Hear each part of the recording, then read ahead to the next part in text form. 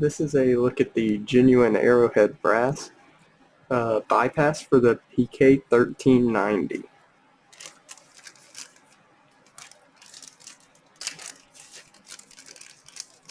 And what this bypass does is it bypasses the PK1390 if it begins to leak.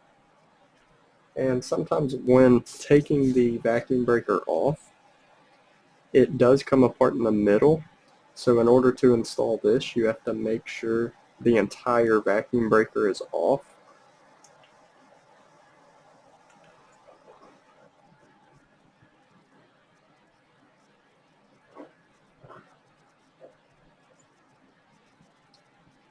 It comes with the washer here.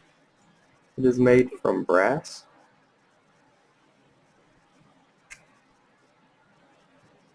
As you can see, the washer has these little notches on the side of it. That just helps it stay inside of here a little bit better. It kind of pops in instead of just sliding around in it.